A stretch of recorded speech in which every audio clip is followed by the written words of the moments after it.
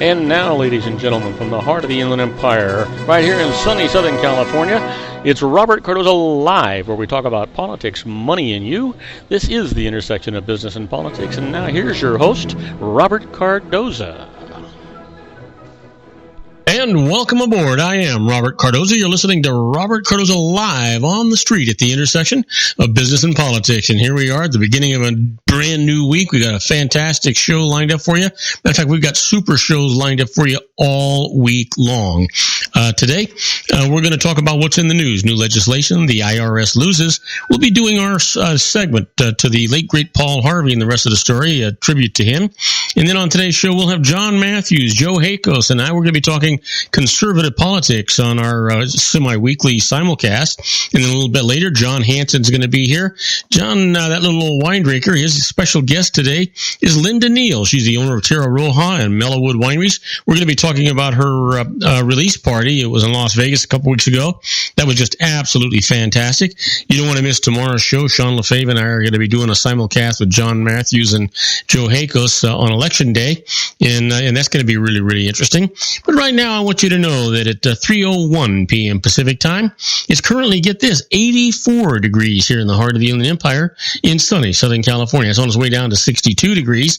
But you know what? It's just beautiful, clear. I went for a nice walk this afternoon. It was terrific. Well, let's talk about the 10 things that you need to know that are in the news today that we've abbreviated so we can get those 10 in. And then when we get a chance, we're going to actually, or try to get a chance, we're going to do a little bit more in-depth news for you so we can cover a little more detail. But right now, here are the 10 things that you need to know for Monday, your daily look at late-breaking news, upcoming events, and the stories that are going to be talked about all day today and probably tomorrow too. And right up at the top, FBI lifts the cloud of uncertainty over Clinton. Agency head James Comey abruptly announces that the Democrat should not face criminal charges related to newly discovered emails from her tenure at the State Department. And another front opened in the war against Islamic State group. Kurdish-led Syrian forces begin an offensive to liberate the extremist de facto capital of Raqqa in northern Syria. And police say the suspect in the kidnapping confesses to the grisly quadruple slaying. Todd Kolep's alleged role in the 13-year-old killings was uncovered after a woman was found last week chained in a locked metal container on his property in rural South Carolina. And what's united normally antagonistic South and North Korea? Well, South Korean President Park Geun-hye, beset by scandal, seems equally reviled by both countries. And his company says Alabama gas pipeline is back in service. The pipeline, which transports gasoline from the Gulf Coast to New York City, exploded Monday while a crew was making repairs related to a September gas spill. And why demonstrators took to streets of Hong Kong? The protests, attended by thousands of people, came after Beijing indicates that it would intervene to deter pro-independent advocates. And Samsung is seeking to win back customers. Boy, good luck. Aiming at to recover its global recalls, the company says that it will offer an artificial intelligence assistance service in its upcoming flagship smartphone. Well, that's nothing new, you know, so they're sort of like chasing the rabbit, aren't they? And how the UN climate talks could be thrown off course. The talks are playing out against the backdrop of a U.S. election that could have a major impact on America's role in the global agreement to reduce greenhouse gas emissions. Just, you know what? We have got to do something here, folks. I mean, this is just serious, serious stuff. And if we don't do something against it, about it, we all lose.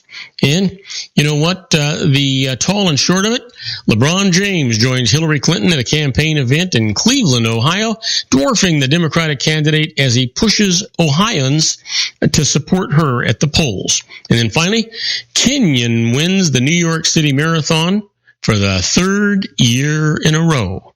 Mary Keitany defends her title in 2 hours, 24 minutes, 26 seconds, 1 second behind her time last year.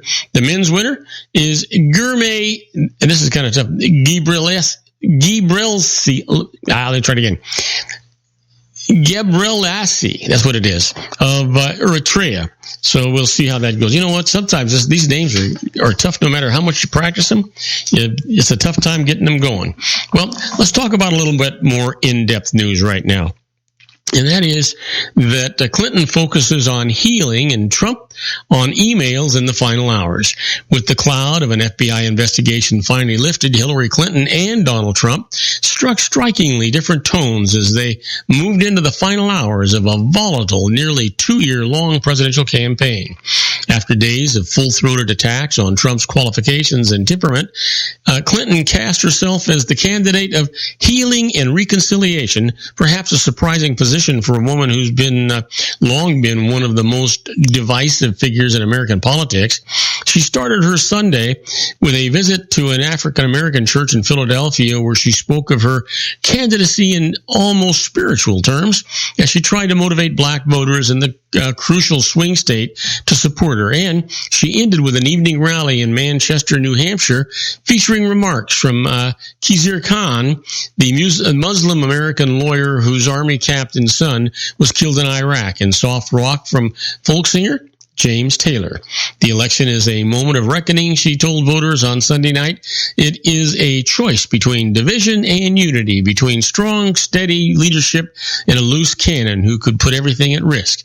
Clinton said she was hopeful and optimistic about the future. Well, nobody else seems to be hopeful and optimistic. Nobody else seems to know what the heck is really going on. So, we'll see. Well, I can tell you the latest. Obama revives a fired up and ready to go. President Barack Obama is revving up his own campaign call and response of fired up, ready to go at the rally for Hillary Clinton. Obama is getting nostalgic at his rally in Durham, New Hampshire, as he tells the story of how the chant came about in 2008. He says when he started running, he was just a skinny guy with a funny name. Obama says a woman in a church that in the back of the room at an obscure campaign event randomly started the chant, and it immediately caught on. He says it shows how one voice can change a room and in turn change the world. Boy, isn't that so?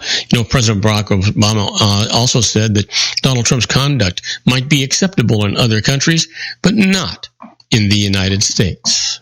I think a lot of people feel that way, actually. You know what? Let's try this one on. Elbowing each other all the way. Trump and Clinton are near the finish. Straining toward the finish line of a wildly unpredictable White House race, Hillary Clinton and Donald Trump blitzed through battleground states today in a final bid to energize supporters. Clinton urged voters to embrace a hopeful, inclusive, big-hearted America, while Trump called for support to beat the corrupt system.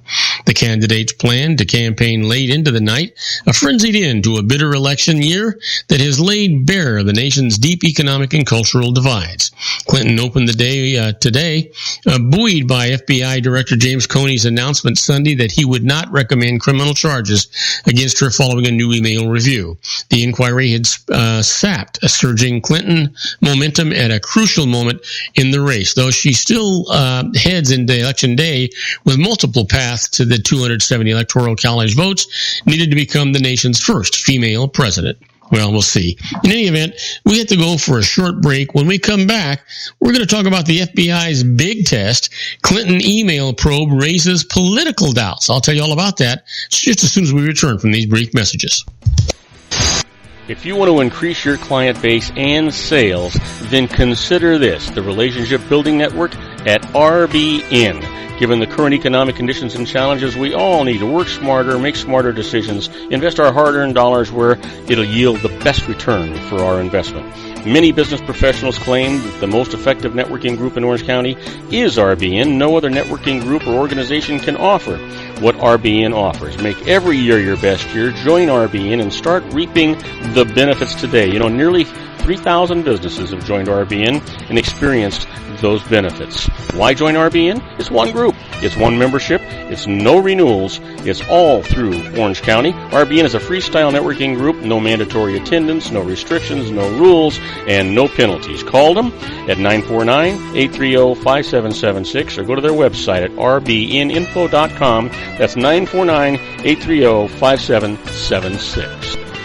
If you've ever dreamed of having your own business to make your life secure, you know Water's Edge Wineries might be just the ticket. In 2004, their founder, Ken Lineberger, created the first winery franchise in California. It was a new concept with all of the functionality of a traditional winery, but without the vineyards. They purchased high-quality grape must from one of the largest winemaking companies in the world. Then they craft each wine carefully and bottle it right at their location. The winery was built to satisfy consumer demand for wine by the bottle and by the glass, but still kept the element of allowing customers to bottle their own custom vintage. Now, they're opening urban wineries across the United States under the brand Water's Edge Wineries. If you've ever dreamed of owning your own winery, it may be in reach right now through Water's Edge Wineries. Just give them a call at 909-468-9463, extension 700. That's Water's Edge Wineries, 909-468-9463. Have you ever found yourself caught between a rock and a hard place? The law offices of Blomberg, Benson & Garrett might be just the answer for you. The attorneys of Blomberg, Benson & Garrett have been serving the Inland Empire since 1989. They're dedicated to the aggressive litigation of civil, criminal, and real estate matters. Over the years, they have recovered tens of millions of dollars for their clients. The firm's practice specializes in litigation of personal injury, accident, slip and fall, real estate, and criminal law cases. The firm provides clients with the care, accuracy, and dedication of experienced attorneys. Blomberg, Benson & Garrett is located at 10300 4th Street, Suite 150 in Rancho Cucamonga, California. They've been providing the Inland Empire residents with outstanding legal services for over 25 years. They look forward to providing you with aggressive legal representation. Call them at 909-945-5000, where you can talk to a person, not a machine. That's 909-945-5000, the law offices of Blomberg, Benson & Garrett. And now let's get back to our show where we talk about politics, money, and you. And I am Robert Cardoza. You're listening to Robert Cardoza live on the street at the intersection of business and politics. And we're talking news. And right up at the top here, FBI's big test. Well, Clinton email probe raises political doubts. The FBI's handling of its Hillary Clinton email probe has undercut the Bureau's carefully crafted image as a respected law enforcement organization, unquestionably outside the political fray. The year-long investigation thrust the FBI into the thick of an already fractious presidential race, entangled in a way that stained its vaunted independence and cracked its prized reputation for silence about its work. Even after Tuesday's election, FBI Director James Comey is sure to face second guessing over his public statements that opened the curtain on normally secret investigative details. This has been a very difficult election process. Unfortunately, the FBI has been drawn into it, said Leo Tadeo, a retired FBI supervisor. You know what? It just seems wrong, doesn't it? Yeah, it just seems wrong. Well, you know what? Let's talk about the Iraqi Kurdish forces' advance as a mass grave is found near Mosul. Iraqi Kurdish fighters exchanged heavy fire with militants on today as they entered a town held by Islamic State group east of Mosul, while troops advancing south of the city discovered a mass grave containing some 100 decapitated bodies. The offensive to reclaim the town of Bashkia is part of the broader push to drive the Islamic State out of Mosul, Iraq's second largest city, relieving those living under its occupation from a type of brutality such as mass killings that the group has committed. The Islamic State militants have carried out a series of massacres since seizing large swaths of southern and central Iraq in the summer of 2014, often documenting them with photos and videos circulated online. Well, today, Iraqi soldiers advancing into the town of Hammam al-Lili, south of Mosul, discovered a pit containing dozens of decapitated skeletal remains, the military's Joint Military Command said. You know what? How offensive, how horrible, how absolutely arcane is this? It just makes no sense at all. And supposedly, this is a religious war? Well, an American volunteer medics treat casualties at the Mosul combat. When Iraqi forces pushed into Mosul's urban center last week, Derek Coleman, an American volunteer medic, was among those treating the wounded at the frontline field clinic. He said he helped treat 44 casualties before he lost count. I think the Iraqi military got an awakening when they pushed too far forward. Coleman said, flipping through a notebook that he uses to keep records of his cases, in all 12 soldiers died at the clinic on Friday, he said. We had 2 Humvees just loaded with dead bodies. As Iraqi forces struggled to secure the gains that they made on the Mosul's eastern edge, the fight against Islamic State militants has quickly transformed into close quarters urban combat. With it, casualties among Iraq's troops and civilians are spiking, though Iraq's military has not released official death tolls. You know, do you remember before we had all of this technology and all the worldwide satellites and those things, that it was a long time before you found out what was going on in the war. You didn't see the pictures. You didn't see the live films. It was a little bit of a sterile feeling if you think about it. Well, those days are over. Now you see the brutality of what war is really all about. And it should get you to thinking, what is the price of peace? And investigators expand the search for remains following a confession. You know what? Law enforcement investigators have expanded their search for human remains beyond the South Carolina property, where they discovered a woman chained inside a storage container after the land owner confessed to a 13-year-old quadruple slaying and led them to graves where he says 2 bodies were buried. Todd Colep, 45 years old, became a suspect in at least 7 deaths in the days after a woman was found on Thursday chained by her neck and ankle in a metal storage container on his 95-acre property near rural Woodruff. The body of her boyfriend was found a day later following his arrest. Colnep confessed to a 2003 quadruple slaying at a motorcycle shop in the small town of Chesney, said Spartanburg County Sheriff Chuck Wright. He was denied bond on Sunday on 4 murder charges for gunning down the motorcycle shop's owner, service manager, mechanic, and bookkeeper. Yeah, and these guys have rights, huh? Isn't that something? Yeah, I think so. Well, you know what? Let's deal with this. An official says that 40 to 50 buildings are damaged in an Oklahoma earthquake. Dozens of buildings sustained substantial damage after a 5.0 magnitude earthquake struck an Oklahoma town that's home to one of the world's key oil hubs. But officials said today that no damage has been reported at the oil terminal. Cushing city manager Steve Spears said that 40 to 50 buildings were damaged in Sunday's earthquake, which was the third in Oklahoma this year with a magnitude of 5.0 or greater. No major injuries have been reported, and Spears said that the damage included cracks to buildings and fallen bricks and facades. Wow. You know what? Earthquakes are not a good thing. Do you remember when you only heard about earthquakes in California? And now you hear about earthquakes everywhere. Well, that's sad. This is also sad. Janet Reno, the former U.S. Attorney General, dies at age 78. Janet Reno, who was the first woman to serve as a U.S. Attorney General, but also became the epicenter of multiple political storms during the Clinton administration, died early today. She was 78 years old, you know, but she was suffering from Parkinson's disease, and that was a sad way to go. Now, do not go away, because when we come back, we're going to hit at a lighter note. We're going to talk about the IRS loses. And the first case is the IRS can't reject papers as being late when they were on the agent's desk all the time. I'll tell you all about it right after these brief messages, so don't go away.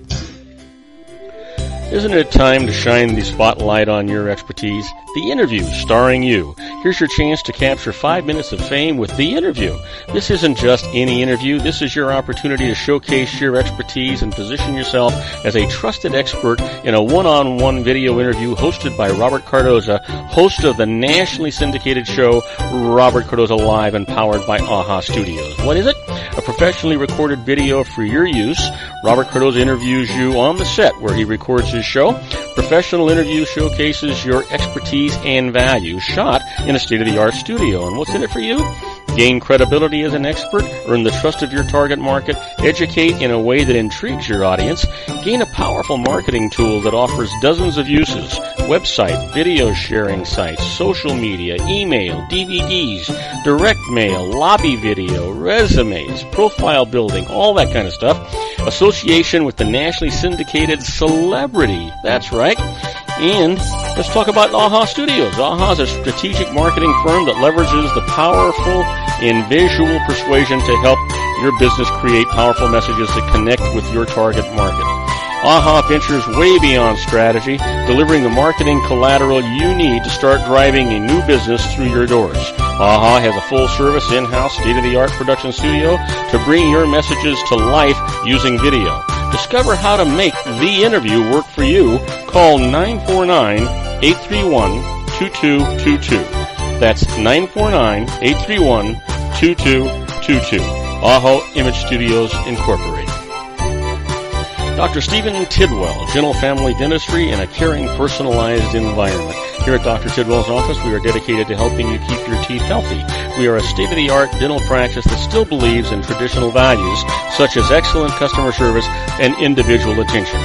We have a special welcoming offer for you for just $39, a complete exam, personal consultation, professional cleaning, and all necessary x-rays. That's a $266 value for $39. Dr. Tidwell has 2 convenient locations and experienced staff to provide you with professional care and personal attention that you deserve. Call today. Don't delay. A great smile another day. Call 909-944-7308. That's 909-944-7308 for Rancho Cucamonga or San Bernardino. Joel Saltzman is Dr. Wireless. He has turned his considerable expertise into consumer credit risk and wireless security into a highly specialized independent web-based consulting enterprise targeting consumer credit risk analysis and wireless transactional security and monitoring. He works as a wireless analyst, veteran independent agent, and consumer liaison for most wireless telecom carriers and equipment manufacturers. For more than 20 years, corporate and private clients and media audiences have counted on his unvarnished advice while weighing the technology, performance, and cost differences between Sprint, Nextel, AT&T, Verizon, and T-Mobile. Joel specializes in setting up mobile wireless hotspots to be used for disaster preparedness, business continuity, and mobile wireless merchant processing solutions.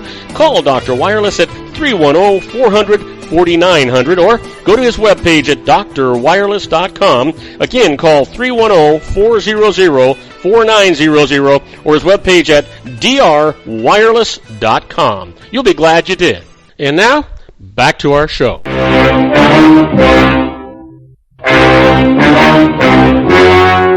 The story you are about to see is true.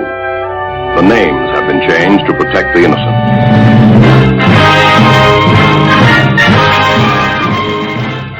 Oh, yeah, here we are. The IRS loses. We're going to send chills up and down your spine. We're going to set the hair up on the back of your neck. But before we do that, I want you to know that at 3:23 p.m. Pacific time, it is currently 85 degrees here in the heart of the Inland Empire in sunny Southern California. It's on its way down to 60 degrees. And if you're listening to us on our globally syndicated network and you're in New York City, well, it's 56 degrees and it is clear. And if you're in Chicago, Illinois, it's 61 degrees. And it is overcast. But you know what? Right now, it's not the weather that's going to make you happy. It's going to be the IRS loses. First case up is the IRS cannot reject papers as being late when they were actually on the agent's desk. So let me tell you the story. During an IRS appeals hearing, an IRS agent asked the taxpayer to submit a package of papers by July the 31st, 2002. Now, he didn't receive them by that date, but they were delivered on August the 8th. Now, on August the 12th, he sent out a notice rejecting the appeal because the package had been late. So they went to court. This is what the judge said. The package had been delayed due to that post-9/11 postal security procedures and included a note from the Postal Service saying so. The postmark on it needed to prove the timely mailing was kind of illegible. In light of that, and the fact that it was on the agent's desk when he rejected the appeal, well, it was an abuse of his discretion for him. So to do this, and so they don't get to deny this appeal. Well, here's another case for you. The IRS loses. tax court absolutely, positively can hear new evidence about innocent spouse claims. Here's the case.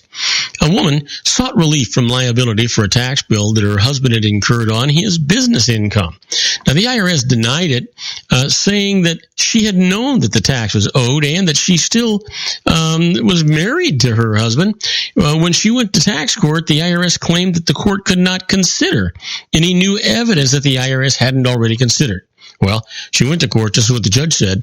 The tax court can always consider new evidence when determining the amount of a deficiency, as it does in innocent spouse cases, to reach a judgment on the full merits rather than just the IRS's record. And here, on the full merits, the wife had an especially strong case for relief, and so that's exactly what happens. She gets that relief. That's the way it ought to be. Well, let me give you one more case the IRS lost. Reporting too much income is not tax fraud. Here's the deal. A woman filed late tax returns for several years in preparation of a bankruptcy filing. Well, she mistakenly included her unmarried live-in companion's income on them. Now, the IRS then objected that she had filed false returns, so her taxes were not dischargeable. This is what the bankruptcy court said. The IRS's position that including an income on a return by a taxpayer, which is not the taxpayer's income, but someone else's, is tantamount to filing a false return, defies credulity. Clearly, to do so is asinine and stupid, but that is not a hallmark of any taint of fraud, since the person who is harmed by this action is not the government, but the taxpayer. So the IRS's objection? Yeah, dismissed the way it ought to be. I'll give you one more. IRS loses. They didn't prove that the evidence was in a foreign country, so time ran out. An individual who was criminally charged with committing securities fraud and tax evasion moved to have 19 charges against him dropped because the statute of limitations had run out. The government's reply? The limitation period had been stopped because the government was seeking to obtain evidence located in a foreign country. Well, this is what the judge said. The limitations period is stopped while the government seeks such evidence if it can show the evidence probably is located abroad. But here, the government presented no evidence to support this claim, and mere assertion is not enough. So the deadline had run, and the charges, you got it, are dismissed, as they should have been. The IRS just keeps trying to flex its muscles. Now, you've heard me talk about being a fly on the wall when the IRS is doing stuff. That's where we're at right now with this segment we call Inside the IRS, a little bit like the Twilight Zone.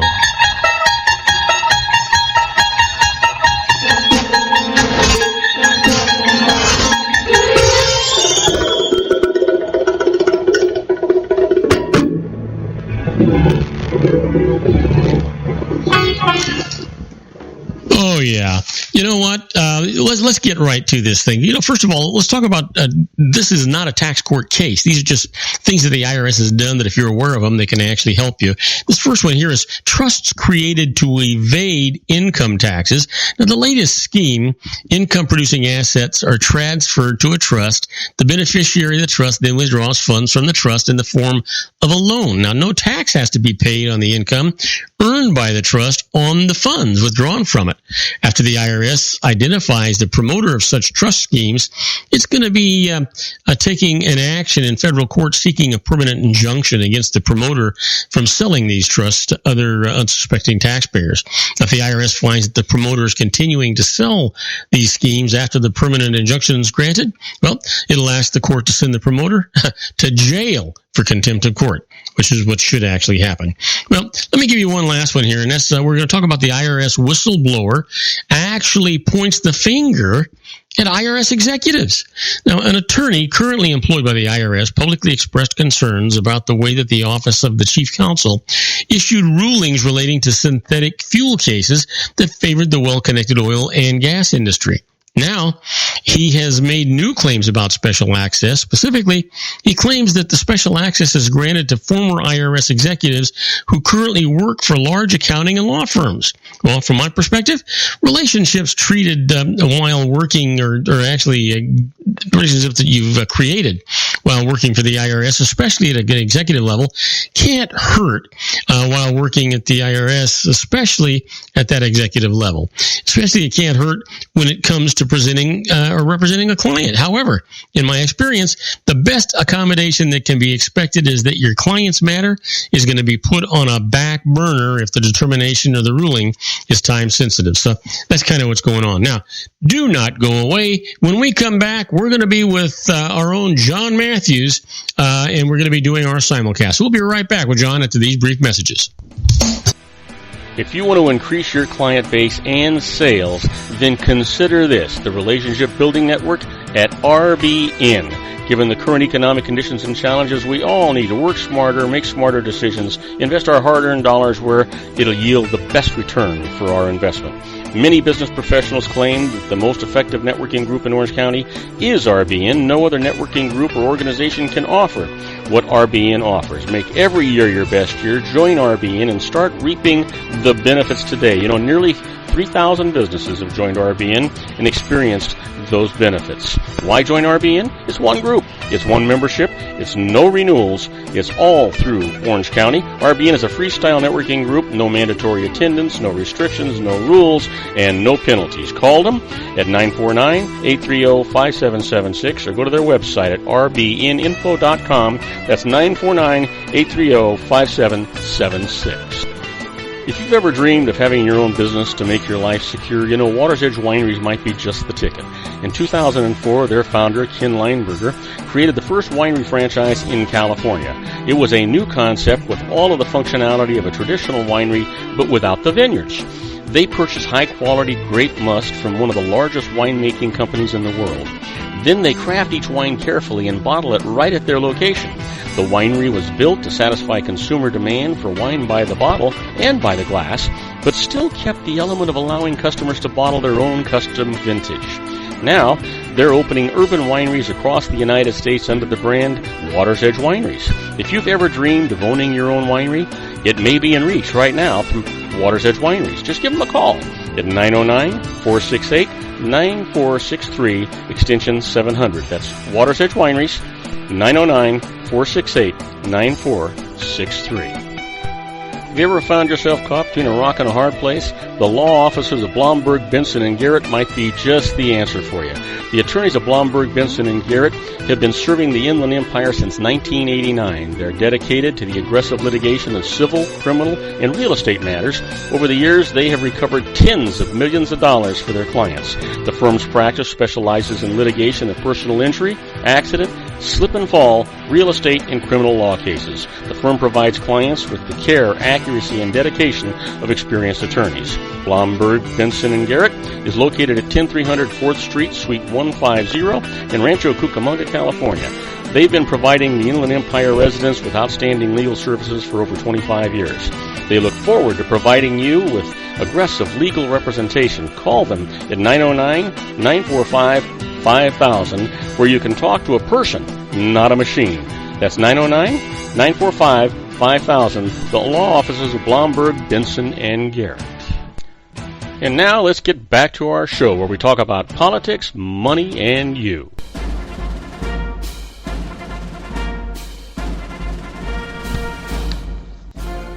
And now, ladies and gentlemen, coming to you from the basement of his strategic planning room located at his political hideaway in Los Angeles County, the dedicated man who stands and serves the political conscience of our nation, Mr. John Matthews. And I am Robert Cardoza. You're listening to Robert Cardoza live on the street at the intersection of business and politics. We're at 3:34 p.m. Pacific time. It's still 85 degrees here in the heart of the Inland Empire in sunny Southern California. It's on its way down to 60 degrees. And if you're listening to us on our globally syndicated network and you're in Paris, France, it's 36 degrees with scattered clouds. That's cold, folks. But I'll tell you what, if you're in Rome, Italy, it's 54 degrees and it is raining. But if you're in either one of those places, you're one lucky Lucky Soul. They're both beautiful, beautiful places to be at. Now, we're waiting for John Matthews and Joe Hakos to call in for our semi-weekly simulcast. They'll be calling in here in about 30 seconds or so. Then I want to remind you that tomorrow we're going to have a special simulcast with John and Joe, and we'll also have Sean LaFave in on that simulcast. We're going to be talking about the election and our thoughts and the things that are going on, and we'll be doing that tomorrow during our simulcast during this same period, and it ought to be really, really interesting. We'll get a lot of perspective going on. We're either all going to agree or we're all going to disagree, or we're going to agree and disagree. We'll see what the heck goes on when we get them in here and we start talking about it. In any event, it'll be a great time. It's going to be fun. We got one guy from Wichita, Kansas, one guy from Miami, Florida, one guy from Los Angeles, and another guy from the Inland Empire out here. So that ought to be a really enlightening opportunity, and we'll see what actually transpires as a result of that. Should be just a whole lot of fun. Anyway, John will be calling in any second now. Sometimes it's hard to figure exactly what will happen because our commercial breaks start and end at different times, and so we try to coordinate that as best we can.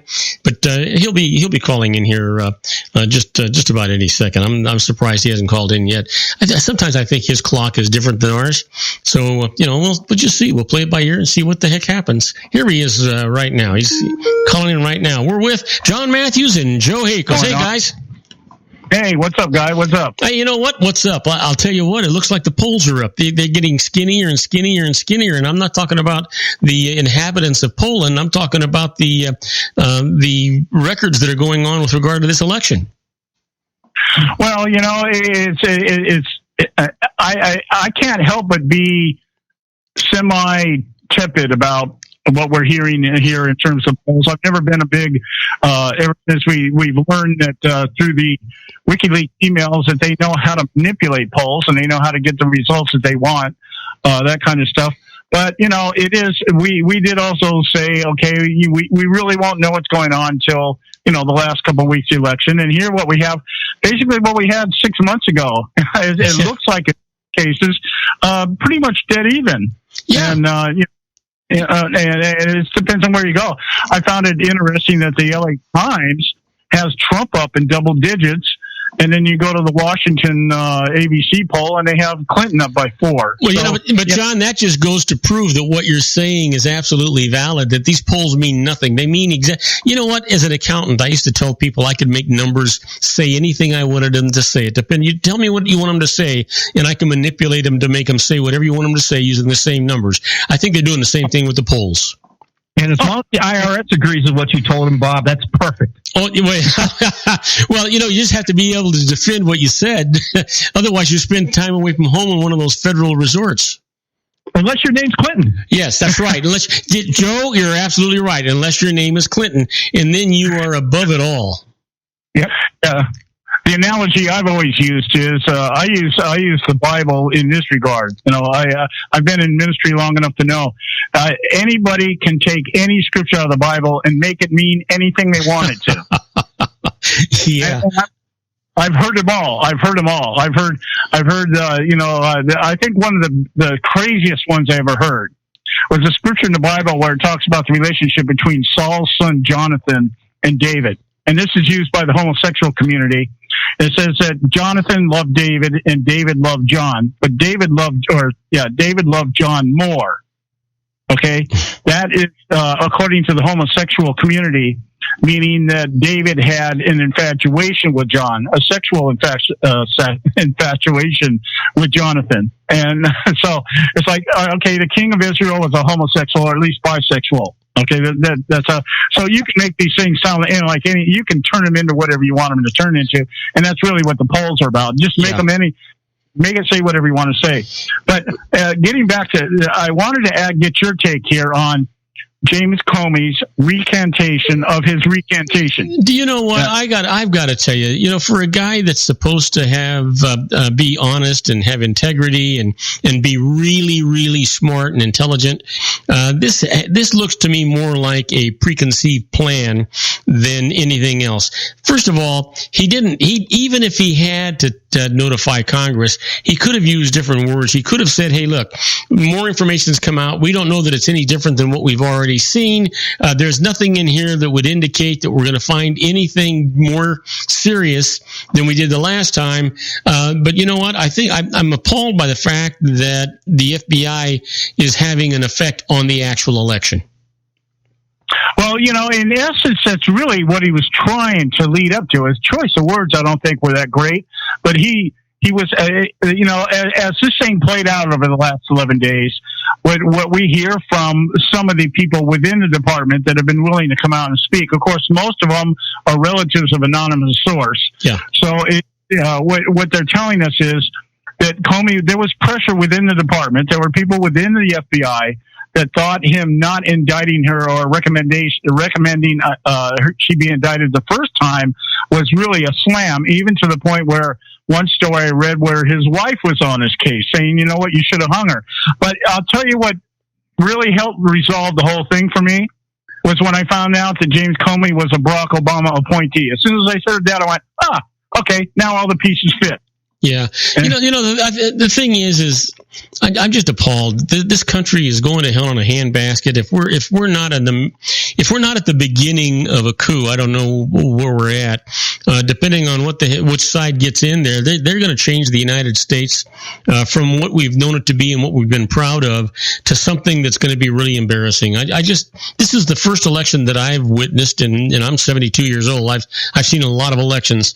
I've never seen one like this. This is just horrible. It's embarrassing. It's demeaning. And I have a real tough time realizing that 320 million Americans are having to vote for one of two people that nobody likes. Well, 320 million Americans, you can probably cut that by a third in terms of the number of people who actually show up and vote. Well, that's true. But they're being represented. 320 million Americans are being represented in this election. Yeah, and 360 if you count Obama's Americans, which are illegal. Well, you know what? I read that article, John, that you sent me this morning, and I was just appalled that it was actually notarized. I mean, that this woman and it's about this lady that was in the voter registration office, and they had this private. I don't know if you guys talked about this or not. They had this private room. Did you guys talk about it? Yeah, Joe, I'll let you do it because you're the one that sprung the story at the very beginning. Oh, gee, I have to pull this stuff up. But yeah, it's down in Broward County, the supervisor of elections. He's the lady that runs the elections for that county. And she has a private meeting with Hillary Clinton, private meeting with nobody around. And then the affidavit was, that was part of, I'm pretty sure John probably told you about the fact that the absentee ballots were being opened and perused in a locked room with supervisor elections operatives. Joe,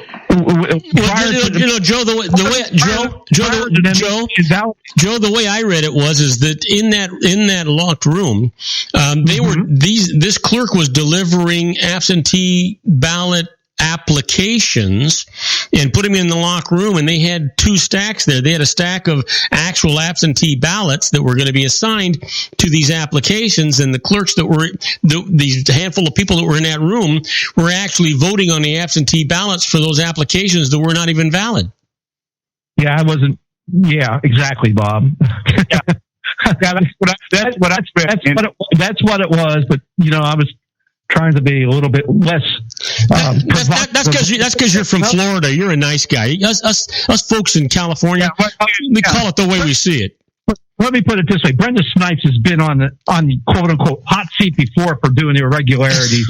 Why she still holds that office is beyond me. But why is behind? It's not beyond me. It's a Democratic county. The Democrats outnumber the Republicans in that county.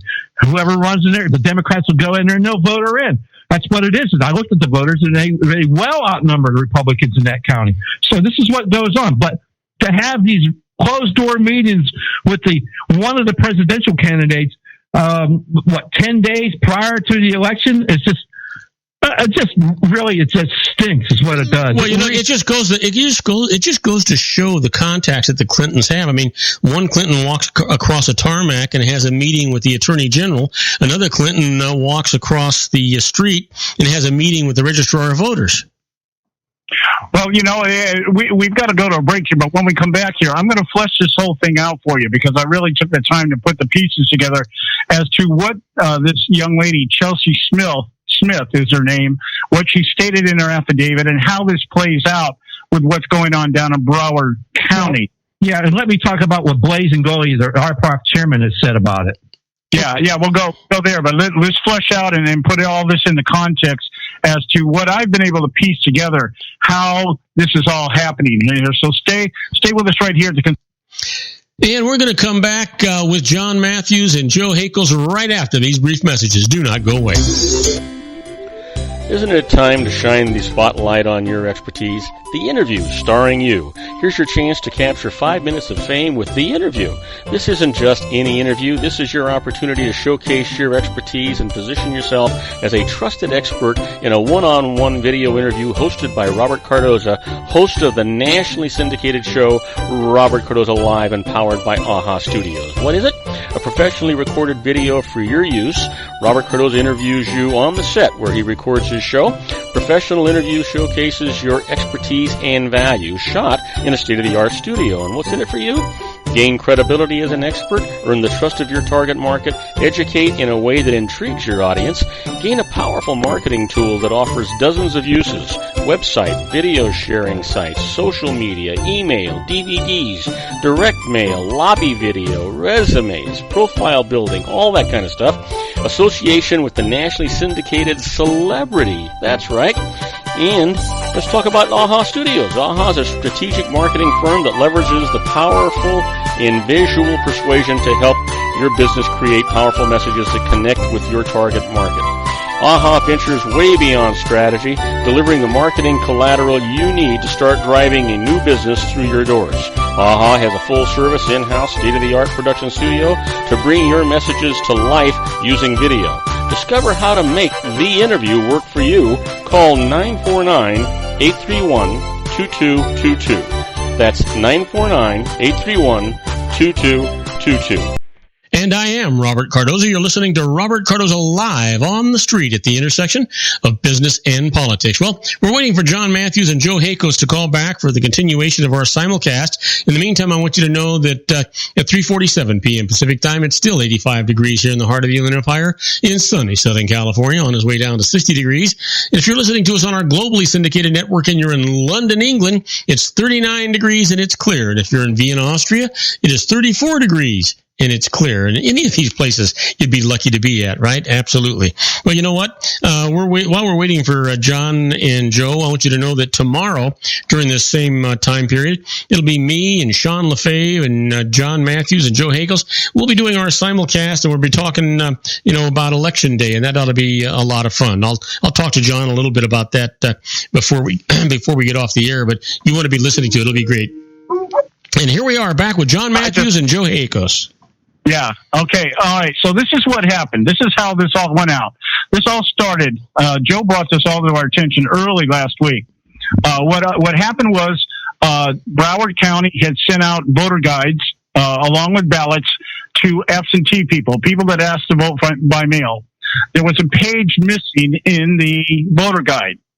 And so what happened was apparently somebody notified the election supervisor, which was Brenda Snipes over there.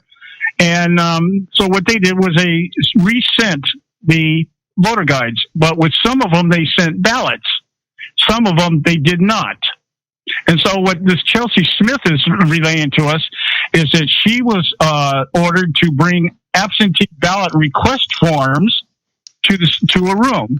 And she looked in there. She saw stacks of these forms with 4 workers there filling them out. And they were using the little black pen that they use in these election booths to punch in, the Chad, that kind of thing. Okay.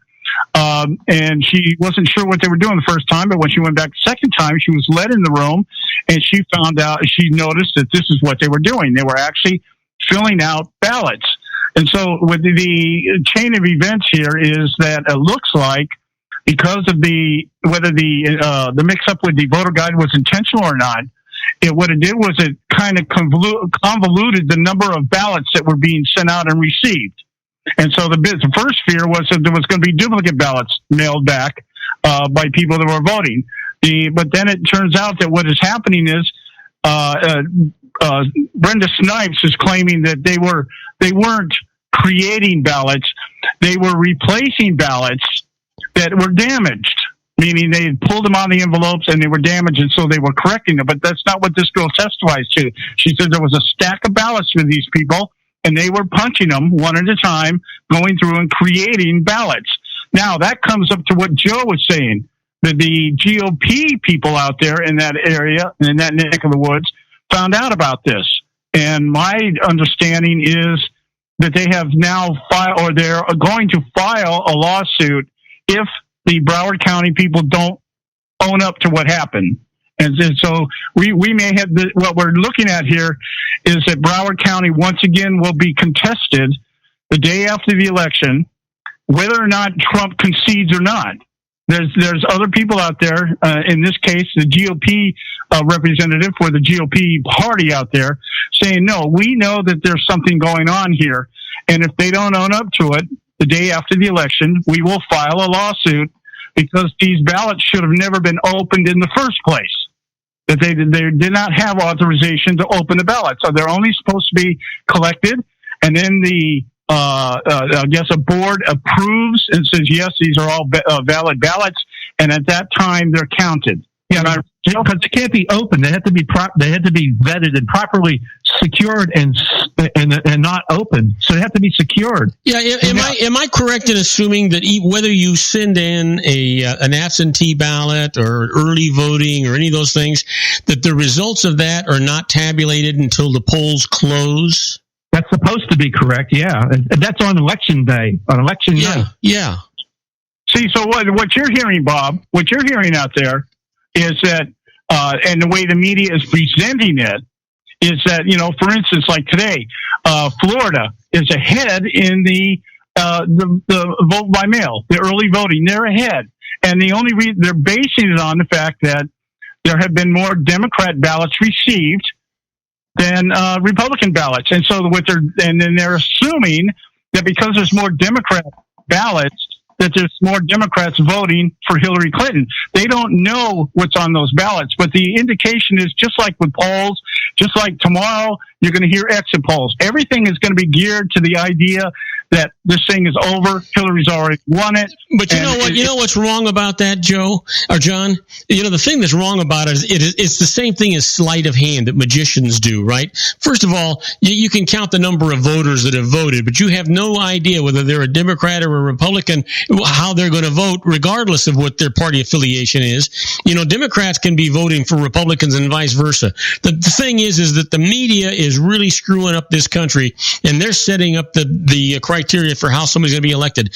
I still honestly believe it, and you and I talked about it before, and that is you know what? The media is going to get out there and they're going to say the Democrats are way ahead or Republicans, whatever they're going to do. And the people that are out here that have not voted yet, and there's still a lot of them, even though the majority of them still have not voted, those people are going to say to themselves, because they're uneducated or they are misguided and say, I want to vote for a winner. They're going to vote for who the media says is the winner, based on not how the votes went, but how many Democrats and how many Republicans actually went to the polls. Well, I listened to Kellyanne Conway this morning on CBS. She went on CBS, their morning show. It's supposed to be a news show. I just call it a show because there's very little news on it. But they had her on there, and they were asking her about this. The big question and the ongoing question every time I've seen her on her show the last 11 days is Trump going to concede this election if he loses? And she's just basically saying, well, he might, or she thinks he will. But here's the point. The idea here, what they're trying to put out here, like out here today on the Huffington Post, Florida's early vote ends with record turnout in Democratic strongholds. Guess where those strongholds are at? Yeah, guess where? Dade County and Broward County. Yeah. All of a sudden, in 24 hours, In 24 hours, they had 53,000 additional ballots all of a sudden show up. Well, hey, well, check this out. Here's what I'd like people to understand, and this is for all you pastors out there that are just above politics. On Sunday, a black church-driven voting day known as Souls to the Polls in Pembroke Pines, Florida, that's just a suburb of Miami, reported some of the longest lines waiting to vote. Some of the counties, 21 polls closed at 7 p.m., with hundreds of people still waiting in line. They were still allowed to vote. And then, meanwhile, at some other places, Miami-Dade had its 30 sites saw shorter waiting times on that day. And then what's the Democrats do? Oh, the Florida Democrat Party has sued, arguing that people could not park at the library for 2 hours Sunday morning due to nearby road closures. So you needed to keep these things open after hours. It's early voting, yeah, frickin' morons. You could go on Tuesday. Yeah. You know what? But you know what? The long lines are ridiculous. Why would they have long lines? I don't understand why they don't have this thing standardized. Here, Bob, I'll tell you why you have long lines. Because when you show up and you don't have the proper identification or paperwork to prove who you are and everything else, it puts a stop in the process in the big machine. It's like going to McDonald's and saying, I want a filet fish sandwich without tartar sauce. The big wheels grind to a halt on the machine. Yeah, but Joe, my wife and I voted last week. We just, we sat down at our kitchen table, we voted, we put everything in an envelope, signed off the things, put it in the U.S. mail, and it was gone. I didn't have to wait in any lines at all. I understand, Bob. There's not going to be any lines that I'm going to have to sit into on tomorrow. It's not, but where these people are at, this is how they do it, and this is what happens. They show up, they don't have the proper documentation or anything, and you wonder why. Oh, they'll let them vote. They'll give them a provisional ballot, and you'll be able to vote. But you're going to have to go down. That ballot doesn't count. It's like these absentee ballots that they were counting that didn't be counted. You'll have to go down the next day or whatever, and you're going to have to go and show and prove you are who you are in that ballot.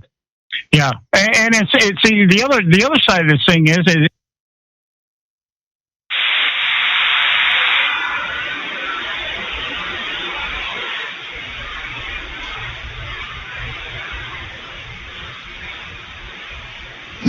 Okay, looks like we've lost anybody on the line with me? Linda. Oh, okay, Linda. And they were kept votes, and that's how Barack Obama got the superdelegates. So what you have here...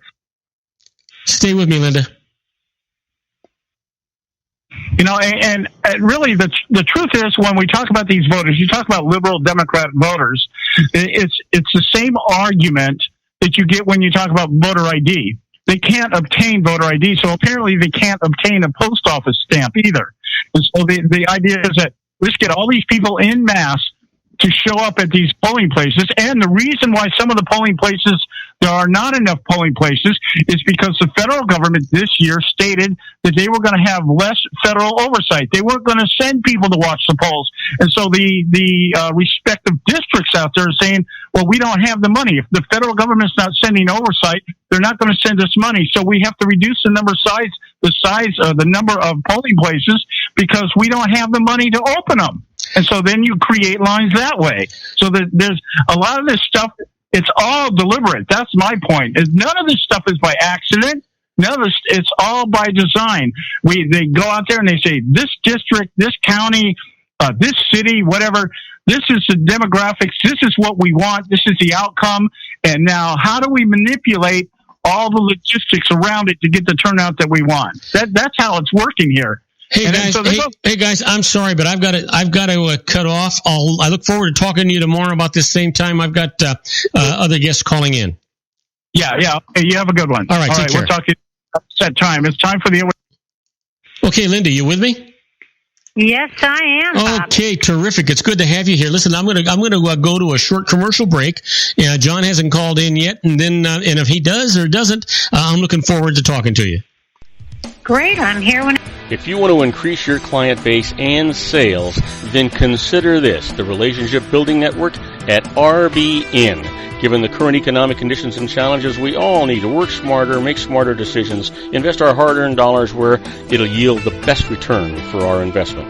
Many business professionals claim that the most effective networking group in Orange County is RBN. No other networking group or organization can offer what RBN offers. Make every year your best year. Join RBN and start reaping the benefits today. Nearly 3,000 businesses have joined RBN and experienced those benefits. Why join RBN? It's one group. It's one membership. It's no renewals. It's all through Orange County. RBN is a freestyle networking group. No mandatory attendance, no restrictions, no rules, and no penalties. Call them at 949-830-5776 or go to their website at rbninfo.com. That's 949-830-5776. If you've ever dreamed of having your own business to make your life secure, Water's Edge Wineries might be just the ticket. In 2004, their founder, Ken Lineberger, created the first winery franchise in California. It was a new concept with all of the functionality of a traditional winery, but without the vineyards. They purchased high-quality grape must from one of the largest winemaking companies in the world. Then they craft each wine carefully and bottle it right at their location. The winery was built to satisfy consumer demand for wine by the bottle and by the glass, but still kept the element of allowing customers to bottle their own custom vintage. Now, they're opening urban wineries across the United States under the brand Water's Edge Wineries. If you've ever dreamed of owning your own winery, it may be in reach right now through Water's Edge Wineries. Just give them a call at 909-468-9463, extension 700. That's Water's Edge Wineries, 909-468-9463. Have you ever found yourself caught between a rock and a hard place? The law offices of Blomberg, Benson, and Garrett might be just the answer for you. The attorneys of Blomberg, Benson, and Garrett have been serving the Inland Empire since 1989. They're dedicated to the aggressive litigation of civil, criminal, and real estate matters. Over the years, they have recovered tens of millions of dollars for their clients. The firm's practice specializes in litigation of personal injury, accident, slip and fall, real estate, and criminal law cases. The firm provides clients with the care, accuracy, and dedication of experienced attorneys. Blomberg, Benson, and Garrett is located at 10300 4th Street, Suite 150 in Rancho Cucamonga, California. They've been providing the Inland Empire residents with outstanding legal services for over 25 years. They look forward to providing you with aggressive legal representation. Call them at 909-945-5000, where you can talk to a person, not a machine. That's 909-945-5000, the law offices of Blomberg, Benson, and Garrett. And now let's get back to our show where we talk about politics, money, and you. When they ask who's a fool in the corner crying, I say, a little old wine drinker me.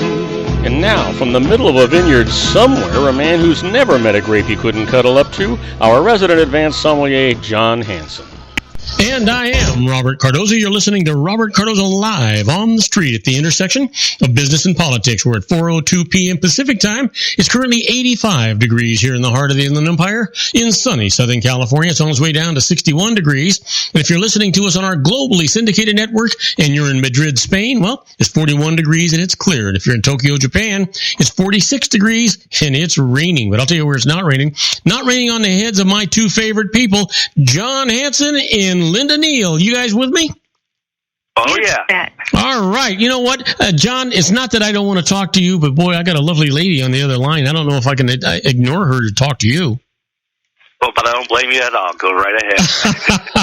Linda, I have got to tell you, what a magnificent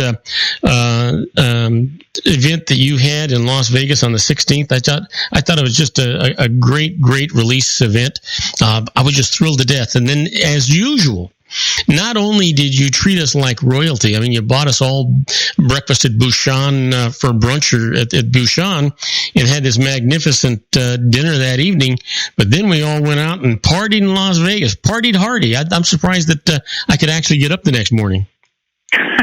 Well, I had a great time too, Bob. It's so good of you and John with your lovely wives to come all the way out to Vegas to spend that time with me. I appreciate it. Oh, it was just absolutely magnificent.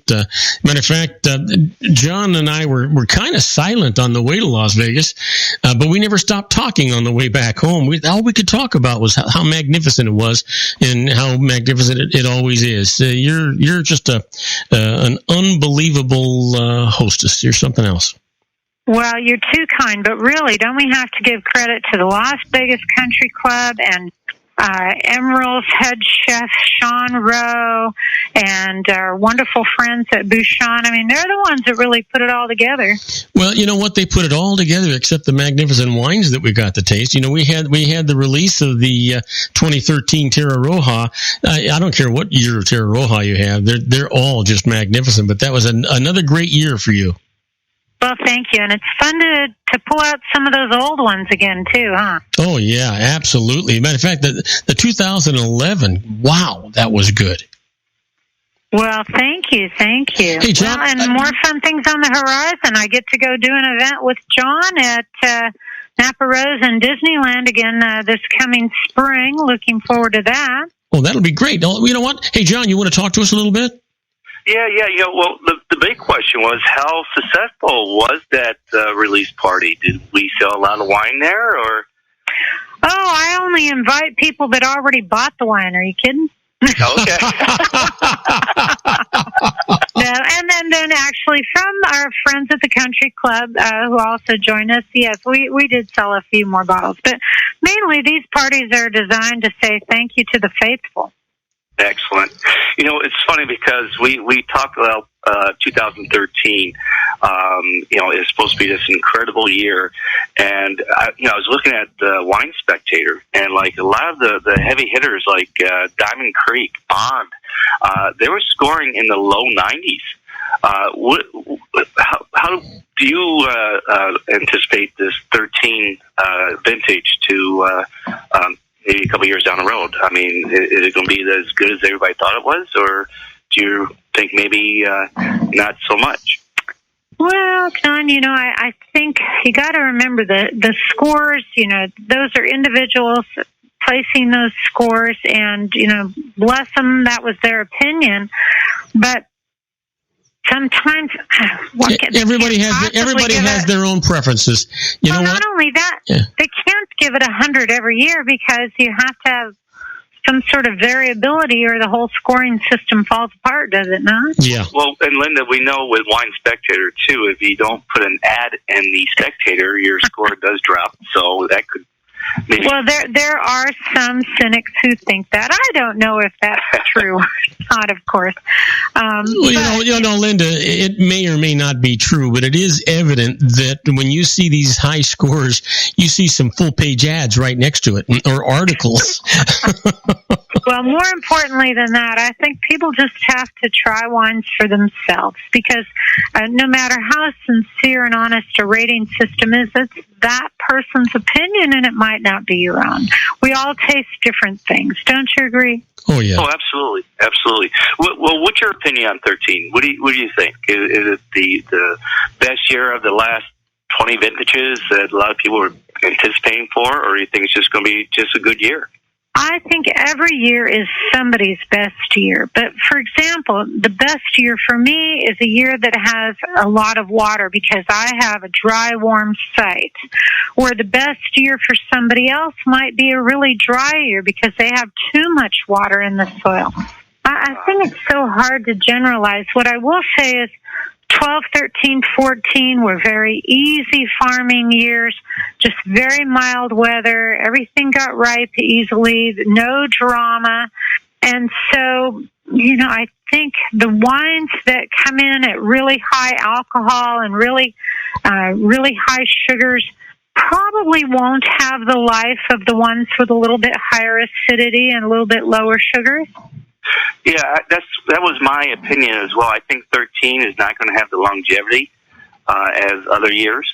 And it's funny because the one thing we were talking about on the wine list, and we see a lot of prices going down, was 2011. 10-11, not that great of a year. 10, I mean, what was there of 10 was great, I thought.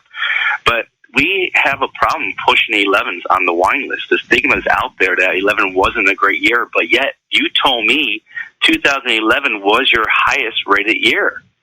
And one reason, I could see a lot of really highly respected wineries getting hammered in the press on the 11. And we thought, you know what, we have a really beautiful 11. As you know, I don't usually submit my wines for ratings unless somebody specifically calls up and asks for it. Then I've learned to send it to them, right? You don't want to offend anyone. I learned that the hard way. I'm so sorry, Mr. Lobby. And I didn't mean it. I didn't know any better, but I digress. So, but in 11, because I said, you know what, I got to get out in front of this, I did send a lot of wines off, and every single write-up that I got was just great, absolutely great. But we have the advantage in 11. We have a very warm early site. We picked everything before those rains that hurt some people. Right. And the other thing, John, 97, 98, you know what I'm talking about. Exactly. It was funny. It all depends when you pick. Do you roll the dice or do you take the gamble and pick early? I mean, we're just lucky we didn't have to pick early. We picked exactly the day we wanted to pick, and we literally moved it up by 12 hours in order to avoid the rain. We were going to pick on Tuesday only because the winemaker had already had a job going Monday, and he didn't want to do two jobs the same day. We bumped it up by 12 hours, and that was it. So we were very, very fortunate. But I still think that the 11s are the ones to buy and put away. They're the ones that are going to really shine and stand the test of time. Well, Linda, can you get them? Because, you have probably one of the most allocated wines because of the quantity that you actually bottle. And that, so I heard somebody say that at the release party for the 2013, by the end of the party, they were all sold out already. Well, they are, but mine is so small. I always, as you know, keep a little bit aside for when the president calls, or as David Dusanti says, or for these fun dinners, to be able to pull something out of the library just for fun. But I'm very fortunate because my production is so small. I think you can get some really good deals. I was talking about 11s in general. I think you could get some great deals on some beautiful 11s just because the press was so poo-poo on it, and then bring them out 10 years from now, and they will be the stars of the show.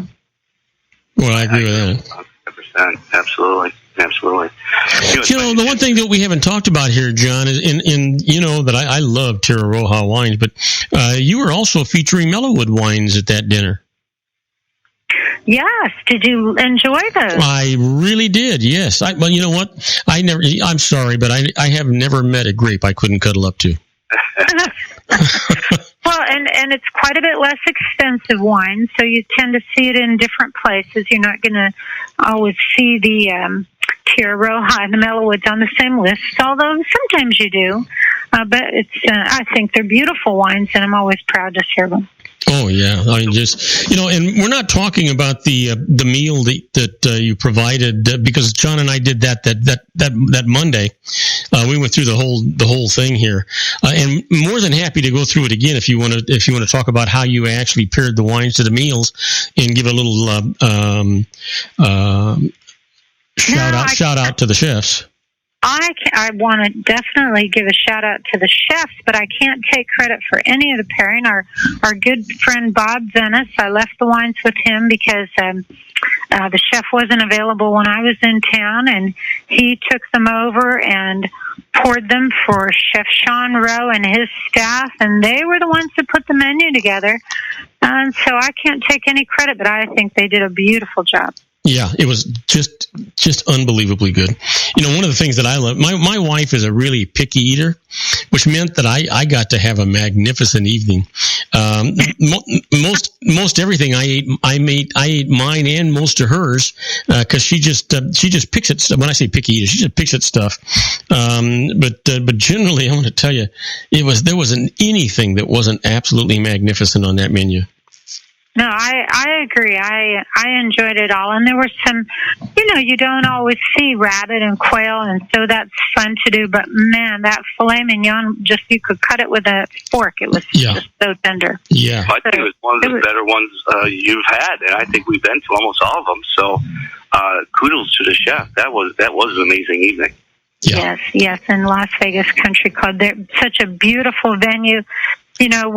This may be our last dinner there, but that'll be a subject for, another day rather than speculating with that property maybe being sold. We might not have the opportunity in the future. We shall see. Well, somebody's got to buy it. Somebody's got to lease it. Well, and maybe they'll have us back. I sure hope so. Yeah, it's a wonderful venue. It's just perfect. Well, I love talking about wine, but this has got to be an exciting couple of days for you with business and politics, Bob. Oh man, I got to tell you what, I'm surprised that I haven't lost my voice yet.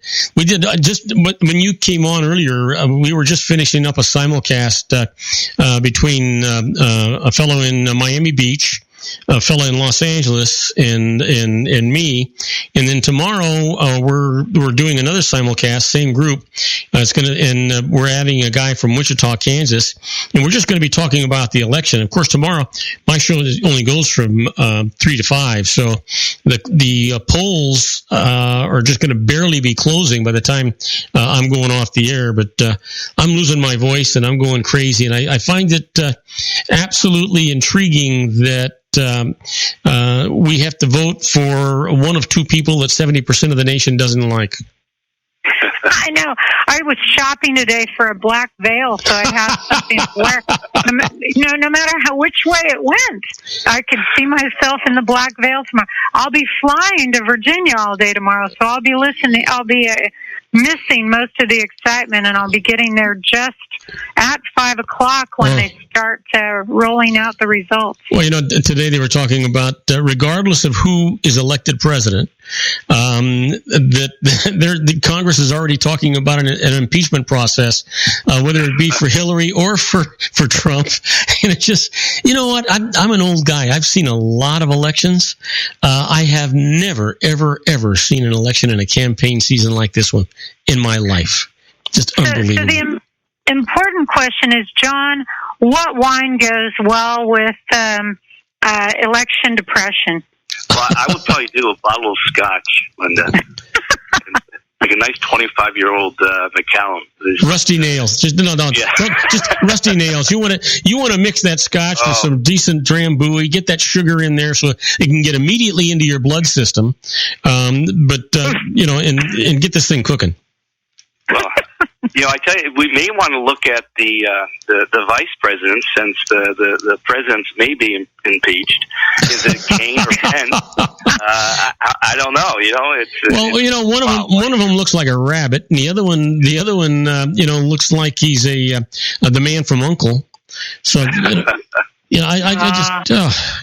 Well, I'm a libertarian, and I thought maybe this was going to be our year, but that didn't pan out either. Well, you know what? The problem with Gary Johnson is the fact that he can't name an executive of any country, including his own, when he's asked.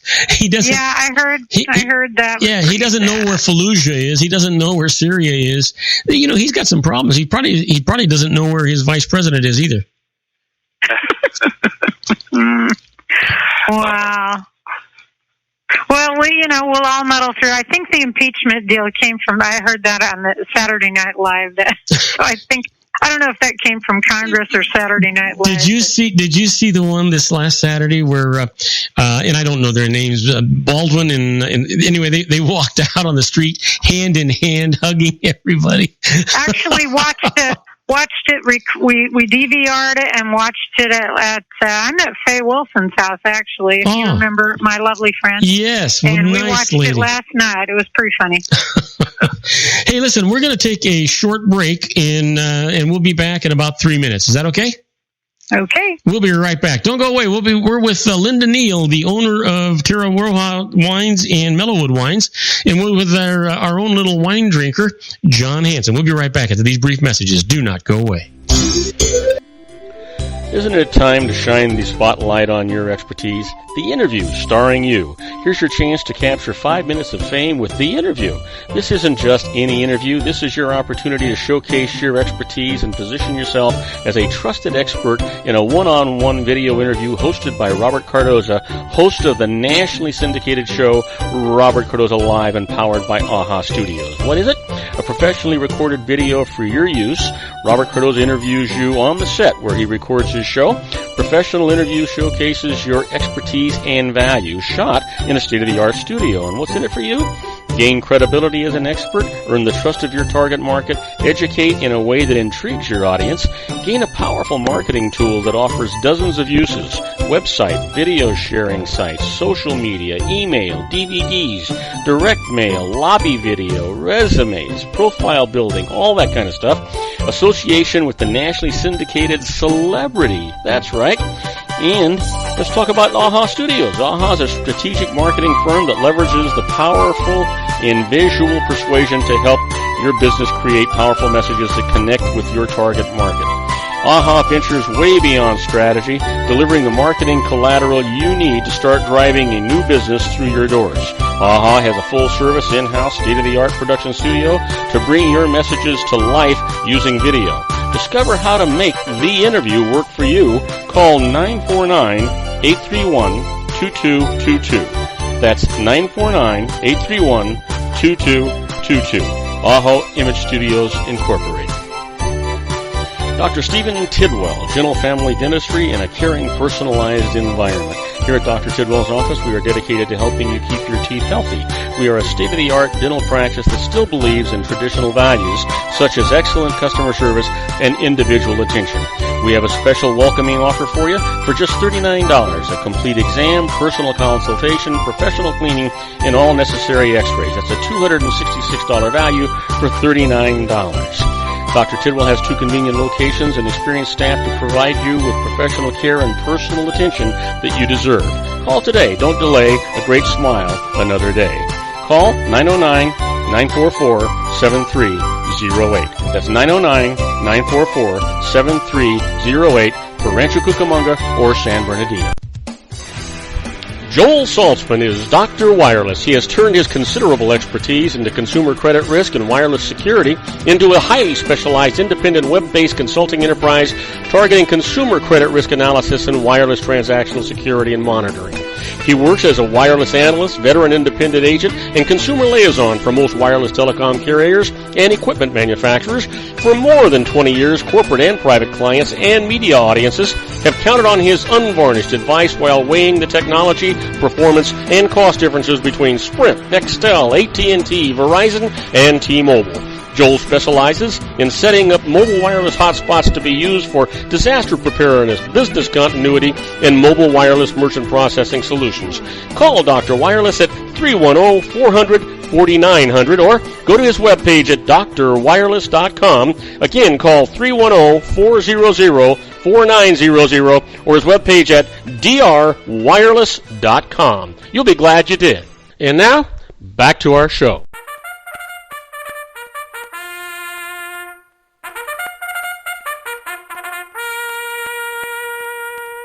And I am Robert Cardoza. You're listening to Robert Cardoza Live on the street at the intersection of business and politics. We're at 4:22 p.m. Pacific time. It's currently 82 degrees here in the heart of the Inland Empire in sunny Southern California. Well, that's down from 85 on its way to 60 degrees. And if you're listening to us on our globally syndicated network and you're in Sydney, Australia, it's 68 degrees. It's clear. It's sunny. It's wonderful.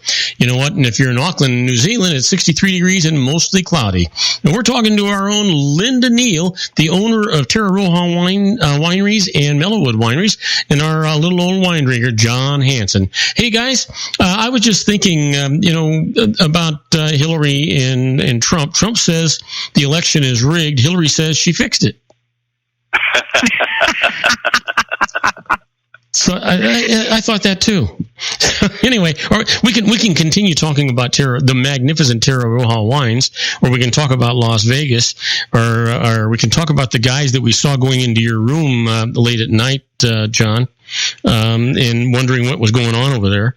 Or we can just talk about the dinner, or we can talk about anything you want. You notice that I didn't pick on Linda at all because I want her to continue liking me. Bob, we can talk politics too. It was funny bringing up libertarian. I don't know if you remember John Anderson way back in the '80s. I actually loved that candidate, and too bad he can't come up again to support Linda Dare, being a libertarian. But I also voted for Ross Perot twice. So are you kidding? At this point, I'd vote for Goldwater. Bring back Barry Goldwater. I think somebody's actually using his ballot. I think somebody's actually using his ballot. They haven't figured out he's dead yet. Well, who knows? Well, Linda, since we have Linda Neal here, let's talk wine, Bob. All right. And we talked about the 13s and going back to the 11s, 10s, and so forth. And we kind of touched on 14s. What about the upcoming years, 15, and what about this year? I know, was it last year? Everybody picked in August. It just ripened so quickly. What's your opinion on 2015s? Well, the 15s, I think if you like 7, I think you're going to like 15s. I think there is a lot of similarity there and growing conditions. So that's about the best I could say at this point. Another relatively small crop in 15, and that certainly contributed to the earlier ripening. Well, what about this year? Oh, this year, everybody that I talked to, and I went out of my way because I was writing an article for the St. Helena Star on behalf of the Napa Valley Vintners, giving them a report on harvest in Oakville every week. And every single grower, winemaker, field worker, dock forklift driver, every single person that I talked to thought this was really a beautiful year. The vines didn't get stressed out. They matured with grace. They kept their leaves, so we didn't get really any raisoning to speak of anywhere. None of that pruny characteristics that comes in the hot years. Just beautiful timing. Everybody had plenty of time it started a little early and then it cooled off. So then we kind of came in at a quote unquote normal harvest. It was just beautiful by all accounts. I didn't hear a single complaint. So we should look forward to the 2015, or 16s rather. I think so. I think everybody's going to absolutely love them. Now, on low yields, what is your case? I know 2010 you only made 50 cases because of, that was just a horrendous year with everything. But you talked about high yields, low yields. What is the max case production for Terra Roja? Because it's somewhat of a small vineyard, but on a good yield year, what is your max case production? Well, the thing for me is I'm going to make 250 cases a year, 225, 250 every year. And the lesson that I learned in 2010 was I just don't promise. I sell most of the grapes. In 2010, I made an agreement to sell a certain number of grapes, and it was more than I had.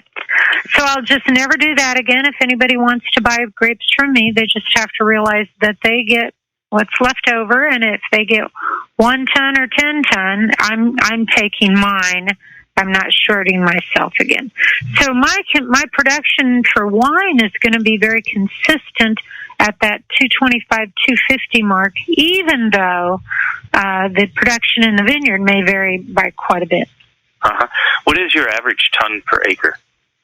Well, it varies from the top of the hill to the bottom of the hill, but it averages about 2 3/4. 2 3. That's a decent case production. no, it's for what it is. It's fine. I mean, it's nothing. You got to remember those wines that go into the Central Valley wines, they're getting up to 20 tons per acre. So it's a whole different world, the premium wine world. So, Linda, let me ask you, because you were talking about there, sometimes you have an overage or surplus of grapes. It could be anywhere from 1 ton to 10 tons, whatever's going on. Do you pre-plan your 225 to 250 cases and say, you know, I just can't bottle anything beyond that? Or would you actually be able to say, you know what, I'm just going to bottle all of my tonnage this year? Well, I could do whatever I want, but I don't want to. You know, is that a quality control issue? That's certainly part of it. But a big part of it is it's so expensive to make these small batches of wine that it's just not, you know, I would have to charge so much money if that were going to be my only livelihood. I don't want to get into the economics of it, but it's an economic decision. But hey, if we got a minute, can I put a plug in for where I'm going next? You absolutely. Matter of fact, you can take all the time you want.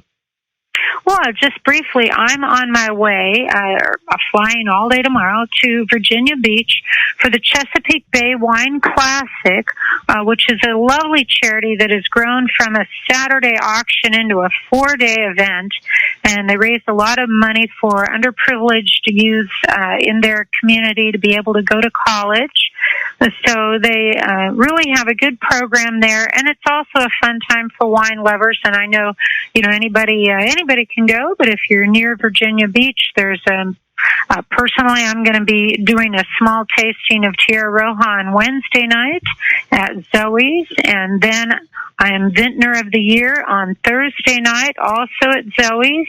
That's a limited, that one's sold out, unfortunately. But then there's a consumer event Friday night at the country club there, and then Saturday to auction, and all the money goes to a really good cause.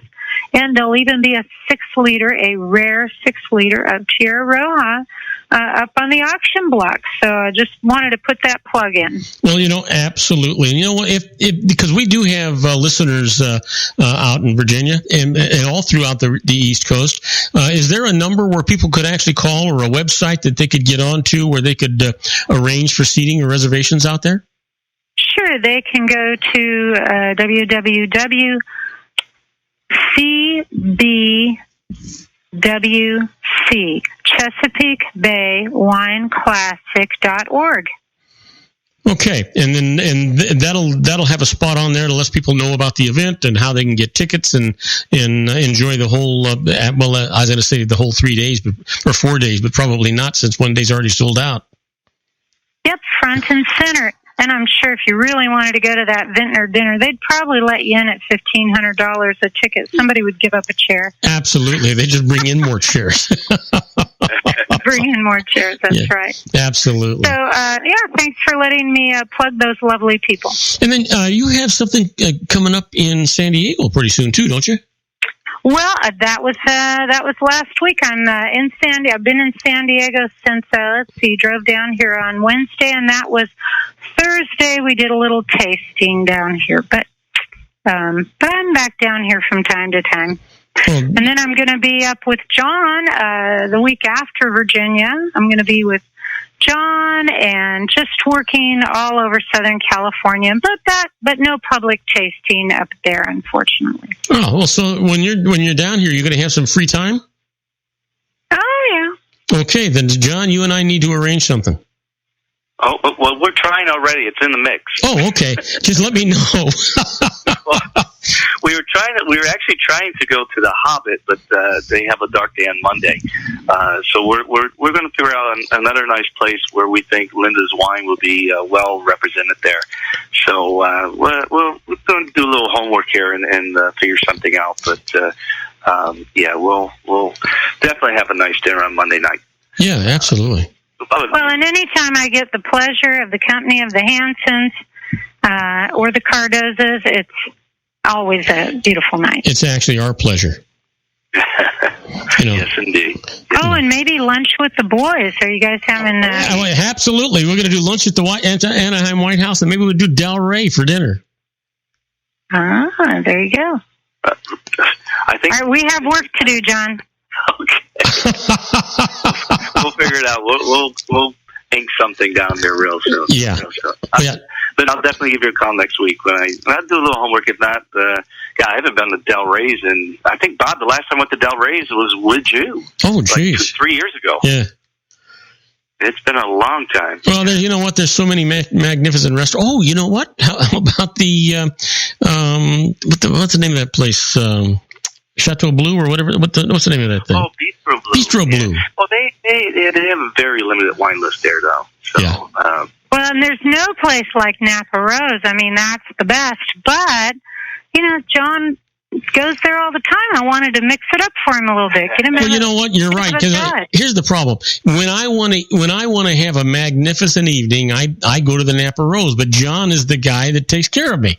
Now, if John is sitting with me, they don't have anybody of that same staff. They have good people. They've got good people, but they don't have a John Hansen. Well, they have lots of great people there. Well, Bob, I eat there 5 days a week. So, yes. On the other hand, the last time I was there, you and Philippe took great care of me. And a gentleman that I don't even know took really good care of me. Oh, yeah. That was your 50th anniversary dinner? Yeah. Yeah. That was a great night. Great night. So, listen, we've got 3 minutes for you guys to talk about anything you want. Oh, John, you go ahead. I already plugged my stuff. Well, we really didn't talk too much about Mellowwood. And you also haven't picked a wine of the week yet. Linda, yeah. So why don't you elaborate a little bit about maybe the comparison from like the Fair Play AVA to Napa Valley, the difference and so forth. And while you're talking about it, kind of think what you're going to pick for the wine of the week as well. Well, I think you should pick wine of the week, but I think the main thing for people to think about are the geographical differences and also the cultural differences. So because of geography, we have cool, and I apologize for the dogs in the background. The dogs that live here are so smart, they opened the door. Not a problem. My room. It's not a problem. I had it closed. But, down in Napa, we have those cool coastal fogs that come in the morning. They burn off around 10 o'clock. We've got warm afternoons, cold nights down in the 50s, where even though it's up to 100, and we have a nice long growing season, and so it's perfect for Cabernet Sauvignon, and also down in the southern parts for Chardonnays, things that like cool weather. So there's just certain varieties that really love that weather pattern. We have a variety of microclimates. We have more soil types in Napa County than in any single county in the United States. So there's a lot of variety there. And it's near sea level. Up in the Sierra foothills, we're about 2,300 elevation, and so we get occasional snows in the winter times.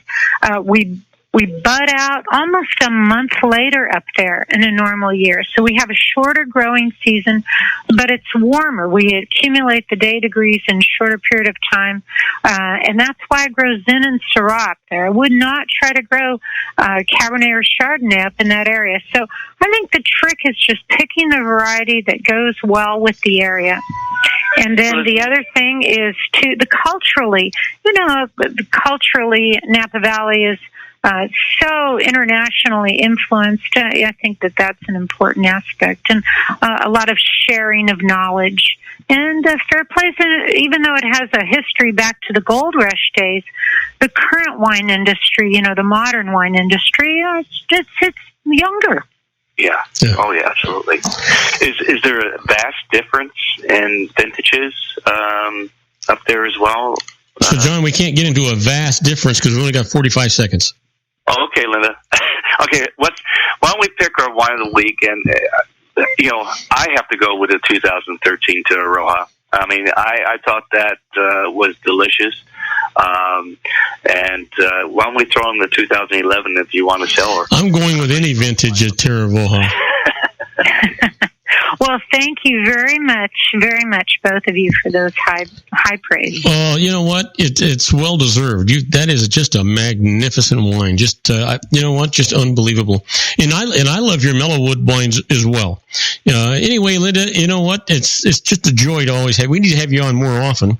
Maybe when John can't make it, we can have you replace him. Well, I'm happy to join you anytime. Thank you both so much. All right. Hey, John, you have a good one. We'll be talking to you soon. Linda, stay safe, stay happy. Make everybody around you glad that they are, will you?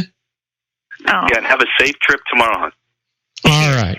And the rest of you folks, stick around, because when we come back, we're going to be doing the birthdays for the day, the secret daily teaching for your life, the Harvard business tip of the day, and interesting but useless facts. We'll be right back after these brief messages. If you want to increase your client base and sales, then consider this, the Relationship Building Network at RBN. Given the current economic conditions and challenges, we all need to work smarter, make smarter decisions, invest our hard-earned dollars where it'll yield the best return for our investment. Many business professionals claim that the most effective networking group in Orange County is RBN. No other networking group or organization can offer what RBN offers. Make every year your best year. Join RBN and start reaping the benefits today. Nearly 3,000 businesses have joined RBN and experienced those benefits. Why join RBN? It's one group. It's one membership. It's no renewals. It's all through Orange County. RBN is a freestyle networking group. No mandatory attendance, no restrictions, no rules, and no penalties. Call them at 949-830-5776 or go to their website at rbninfo.com. That's 949-830-5776. If you've ever dreamed of having your own business to make your life secure, Water's Edge Wineries might be just the ticket. In 2004, their founder, Ken Lineberger, created the first winery franchise in California. It was a new concept with all of the functionality of a traditional winery, but without the vineyards. They purchase high-quality grape must from one of the largest winemaking companies in the world. Then they craft each wine carefully and bottle it right at their location. The winery was built to satisfy consumer demand for wine by the bottle and by the glass, but still kept the element of allowing customers to bottle their own custom vintage. Now, they're opening urban wineries across the United States under the brand Water's Edge Wineries. If you've ever dreamed of owning your own winery, it may be in reach right now through Water's Edge Wineries. Just give them a call at 909-468-9463, extension 700. That's Water's Edge Wineries, 909-468-9463. Have you ever found yourself caught between a rock and a hard place? The law offices of Blomberg, Benson, and Garrett might be just the answer for you. The attorneys of Blomberg, Benson, and Garrett have been serving the Inland Empire since 1989. They're dedicated to the aggressive litigation of civil, criminal, and real estate matters. Over the years, they have recovered tens of millions of dollars for their clients. The firm's practice specializes in litigation of personal injury, accident, slip and fall, real estate, and criminal law cases. The firm provides clients with the care, accuracy, and dedication of experienced attorneys. Blomberg, Benson, and Garrett is located at 10300 4th Street, Suite 150 in Rancho Cucamonga, California. They've been providing the Inland Empire residents with outstanding legal services for over 25 years. They look forward to providing you with aggressive legal representation. Call them at 909-945-5000, where you can talk to a person, not a machine. That's 909-945-5000, the law offices of Blomberg, Benson, and Garrett. And now let's get back to our show where we talk about politics, money, and you.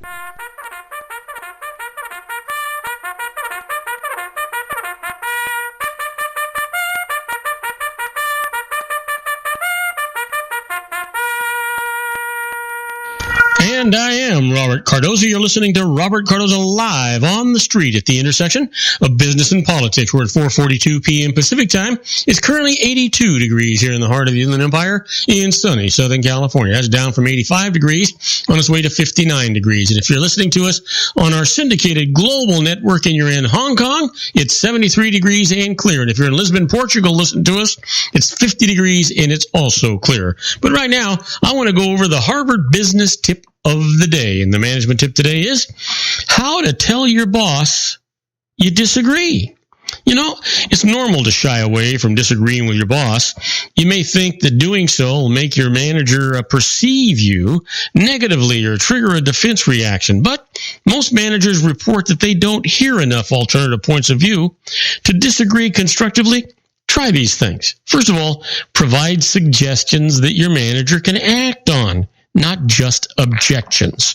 Instead of pointing out that a system is faulty, say, how about we contact others in the industry who had used this system to see if they're having the same problems? Would you like me to draw up a list of people to call and schedule some time with them? Or offer a range of options. Binary choices, your way or my way, are likely to meet resistance. Suggesting a few possibilities signals your flexibility and invites your manager to respond in kind. And then finally, avoid hot button language. For example, if your boss always recoils when someone describes an approach as a best practice or the next big thing, find another way to express yourself. That's what you really have to do. Just know it, okay? Just know it. Well, you know what? It's time for us to do the secret daily teaching for your life. This is all about a positive mental attitude. You've heard me say it many, many times. You decide if you're going to be happy, sad, a success, or a failure, rich or poor.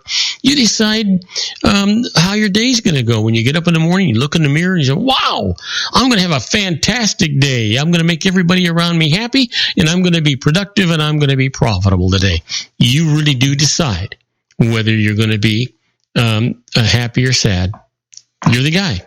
You know what? The teaching for today is your feelings tell you very quickly what you're thinking. Think about when your feelings suddenly took a dive. Maybe when you heard some bad news. That feeling in your stomach or solar plexus was instant. So your feelings are an immediate signal for you to know what you're thinking. You want to become aware of how you're feeling and get in tune with how you're feeling, because it is the fastest way for you to know what you're thinking. That's just a fact. You know what? You're in control. You've heard us talk about stinking thinking. Don't be guilty of stinking thinking. Just be progressive. Be happy. Be happy. There's a song. Be happy, right? Yeah. Well, you know what? You know what today is. You do, I do, everybody does. It's Monday, November the 7th, and it is somebody's birthday.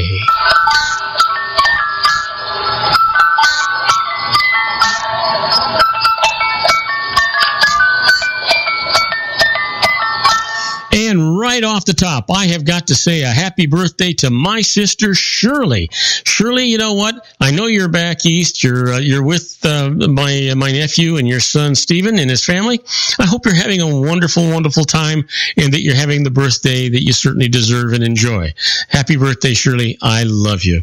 And you know what? Here's a fellow born in 1918 on this date, an evangelical Christian. He's been a spiritual advisor to multiple U.S. presidents and is number 7 on Gallup's list of admired people for the 21st century. Happy birthday, Billy Graham.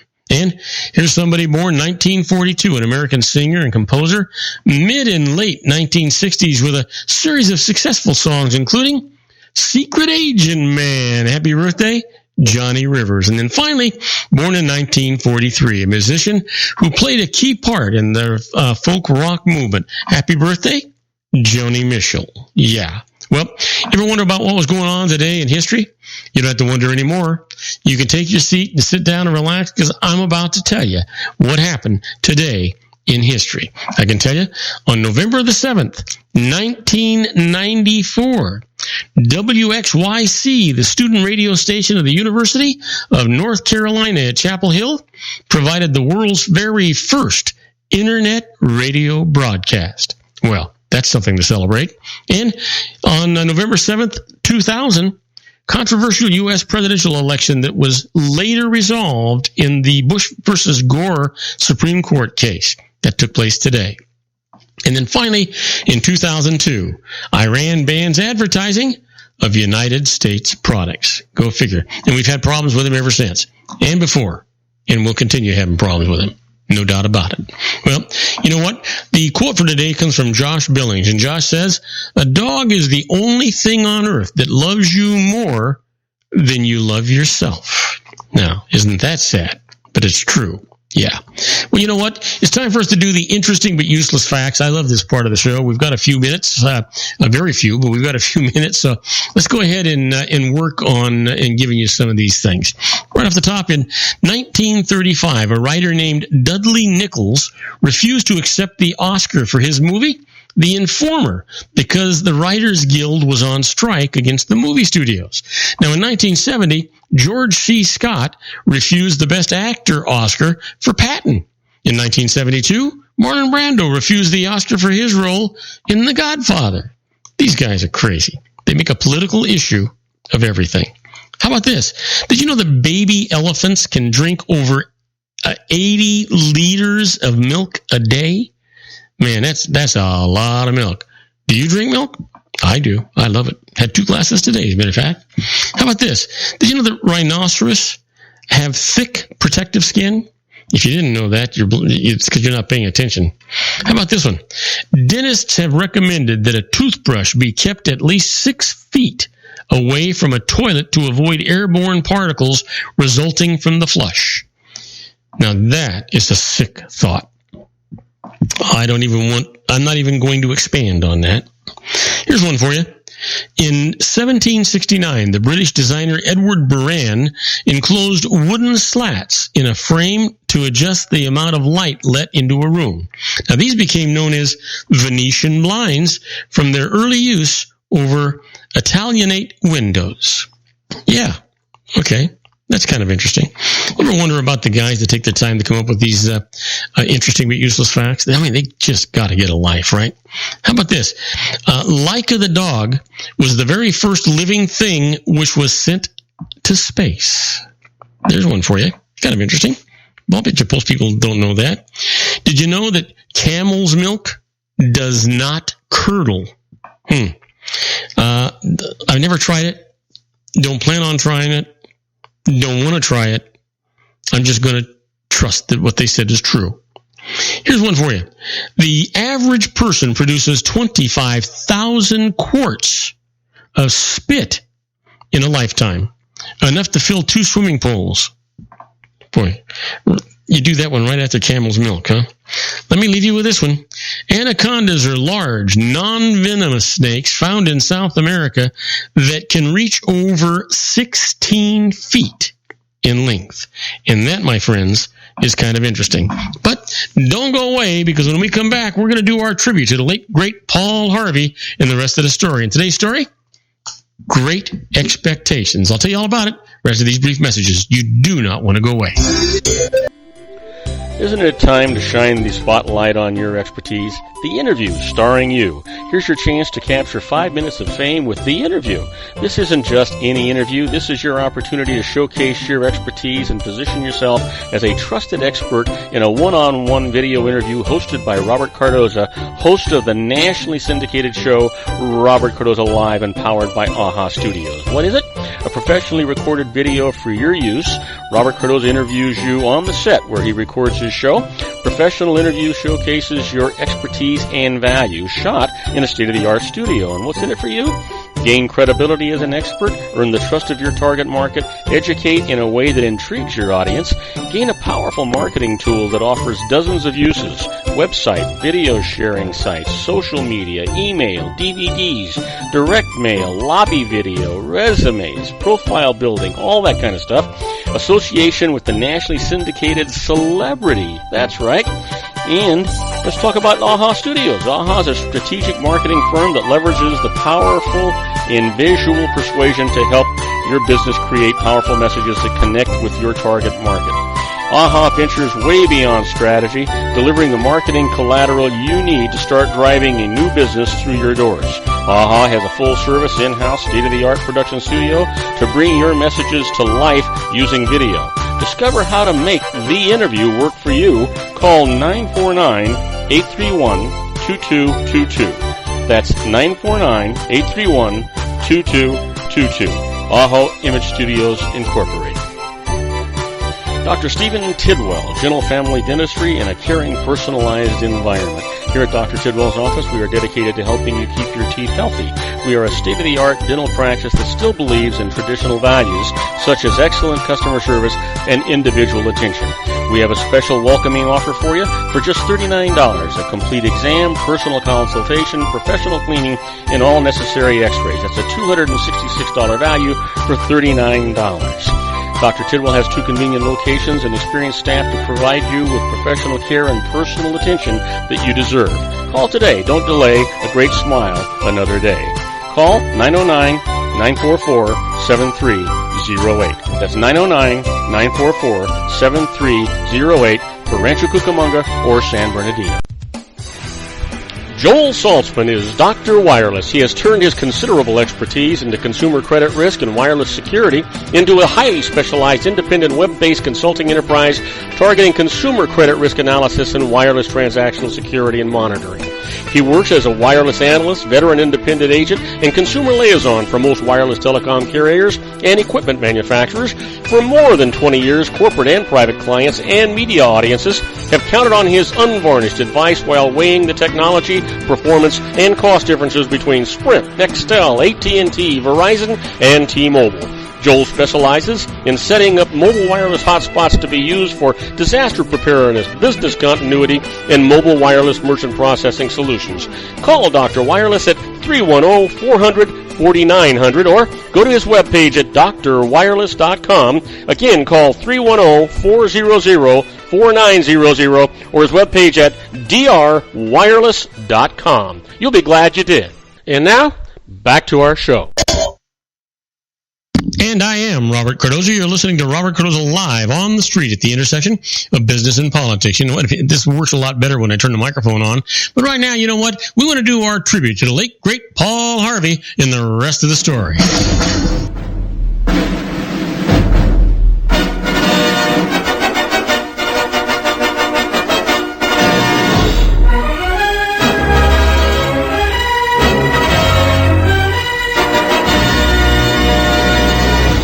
Yes, sir. You know, we do this tribute every day. You don't want to miss it. It's fantastic. And so is the man that we're trying to give a tribute to. The American Broadcasting Company calls him the biggest voice in America. He's Paul Harvey. And each week, millions of listeners, viewers, and readers were awaiting his unraveling of the mysteries of events and the lives of people, past and present. He was heard on 1,400 radio stations, seen on 110 television stations, and read in over 300 newspapers. The rest of the story has for years been exploring the byways of history with revelations that are intriguing, amusing, and surprising. In today's story, Great Expectations. You know, if today is often true, 150 years ago, it was invariably so. The hopes of a family rested on the male child. Parents and daughters all sacrificed to promote the son. If there were more than one, then it was the oldest. A century and a half ago, Patrick's family lived in a tiny village in Yorkshire, the north of England. Patrick, the father, was vicar of the village church. His wife died young. His brood included 3 children and a son, 3 daughters and a son. Just one son, and he was named Branwell. Branwell was considered the family genius. At an early age, he demonstrated remarkable artistic and literary talents. His drawing and paintings, his poetry and prose seemed to forecast a brilliant future for whichever he chose. At first, Branwell favored art. His family, his father, and 3 sisters scrimped and saved and sent him off to London to study at the Royal Academy of Arts. In a few weeks, Branwell returned home, penniless and without the education for which he had been sponsored. Yet, the family confidence remained undimmed. Branwell was merely misunderstood, they said. What he needed was the opportunity to work, to develop on his own the genius with which he was obviously endowed. The family, the father, the 3 sisters, found a position for Branwell as a private tutor. Surely that would give him enough spare time to paint and to write. And once again, Branwell returned home, no job, no money, only excuses. As the excuses piled up, as one failure led to another and another, Branwell's delinquent recreation expanded to include alcohol, eventually opium, and his already unpromising situation was made even less promising than before. Still, his sisters were certain that Branwell would one day be recognized, universally acclaimed as a genius that he was. Inspired by his earnest hope for their brilliant brother, they continued to work to support him. The sisters cut corners on household expenses. They hired themselves out as teachers and governesses. What came of their great expectations? Well, that is the rest of the story. Today, 150 years later, no one looks at Branwell's paintings. No one reads anything he wrote. He died as he lived, an unmitigated failure. The devoted, connected, or concerted efforts of Branwell's three sisters were in this respect in vain. They had labored to finance their brother's dreams and eventually his excuses and excesses for nothing. But as Branwell's three sisters sought to relieve the dull drudgery of their own hard, narrow lives, they, in their only spare time, usually by candlelight in the dark of night, tried to eliminate the lofty literary ability that they believed was their brother's. So far we know, their brother had no such literary ability, but they did. For the three sisters who flattered and supported Branwell with their unfailing confidence, the three young women who unselfishly invested all of their brother were Anne and Emily and Charlotte. Anne wrote the novel Agnes Grey. And Emily, well, she penned the classic Wuthering Heights. And Charlotte, well, she authored the immortal Jane Eyre. Anne, Emily, and Charlotte Bronte. And now you know the rest of the story.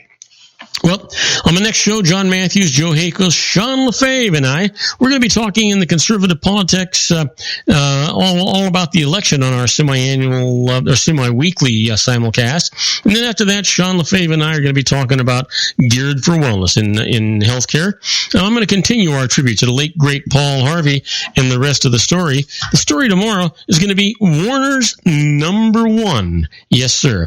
And then I want you to please tell all your friends about our show here on the RLC Broadcasting Network. They'll be glad you did. You'll be glad you did. And I can guarantee you, I'll be glad you did. That's our show for today. Beginning today, treat everyone you meet as if they were going to be dead by midnight. Extend them all the care, kindness, and understanding that you can muster. Your life will never be the same again. So many of our dreams at first seem impossible, then they seem improbable, and then when we summon the will, they soon become inevitable. You know, the real secret of happiness is to make others believe that they're the cause of it. Robert Cardoza Live is brought to you by blogtalkradio.com every Monday through Friday from 4 p.m. to 6 p.m. Pacific Time. Now, go out and make it a great day. Your host has been Robert Cardoza, the technical advisor, Matchstick Digital, and your executive producer, also Robert Cardoza.